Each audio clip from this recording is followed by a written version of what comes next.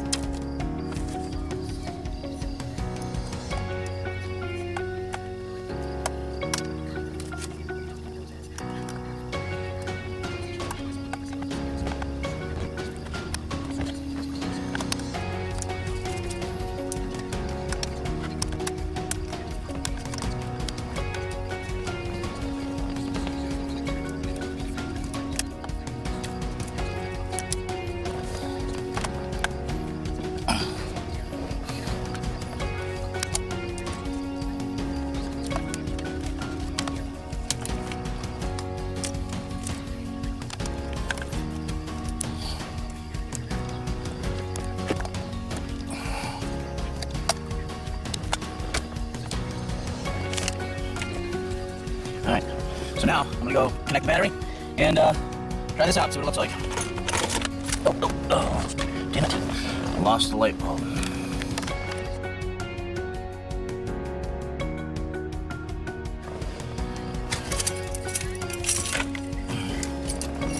Alright, let's check this out. Well, security light's flashing now. There's a jar. Gauges came up like they're supposed to, light up. Let's go. Kind of hard to turn this. See, it's lit. Let's take a look and see what we can see on the bottom here, lighting up.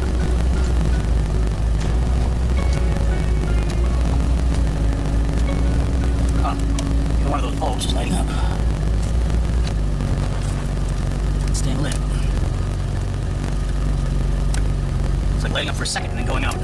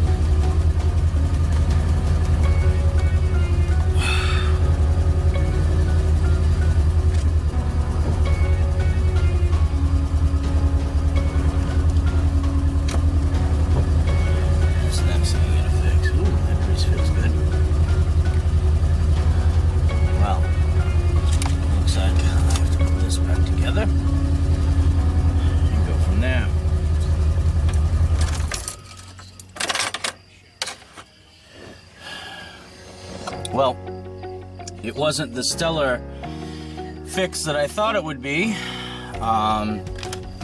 Looks like I also need a new ribbon board to go across the back for this, as well as the light bulbs that I just changed out. So I will have to get that ordered, which means I will only be putting together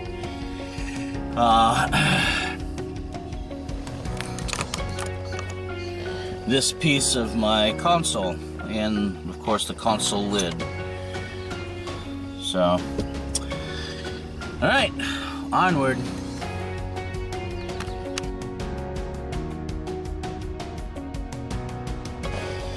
So, what I'm going to do now is put the old hatch back on, but I'm going to put in the lock and get that squared away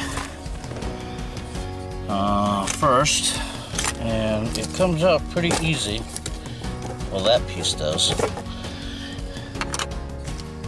Let's see if we can get the lock back together here without damaging it too badly.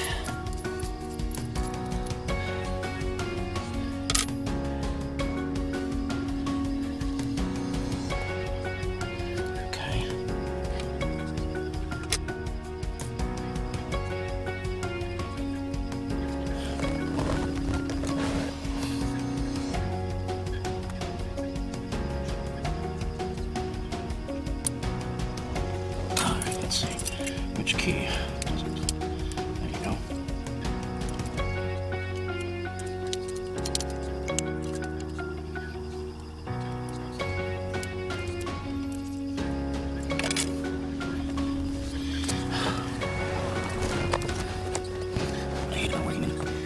It's tight.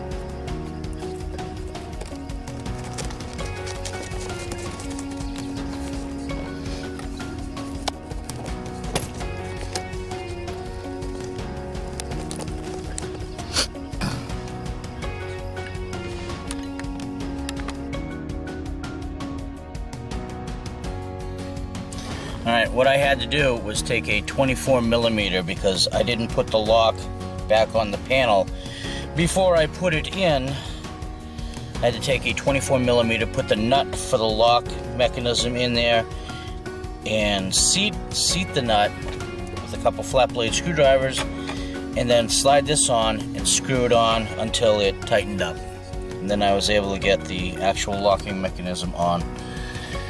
And last but not least is putting this little piece of plastic back on that goes around it. Now, time for the hood piece.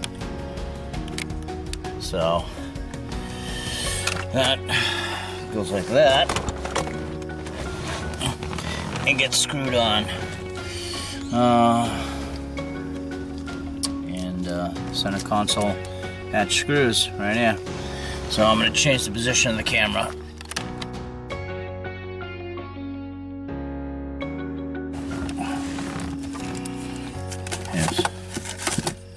Here's what the old shift knob looked like. It was rather worn, we'll say.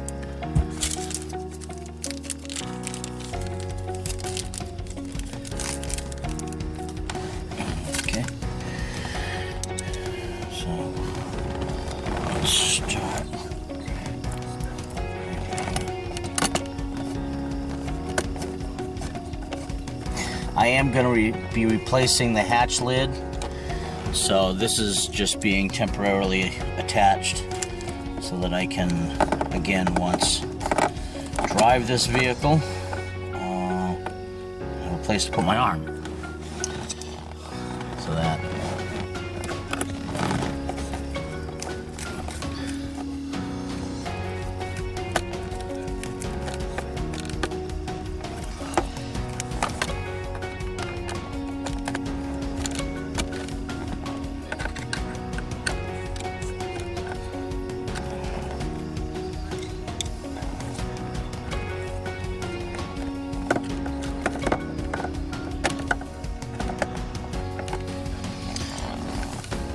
Be super tight.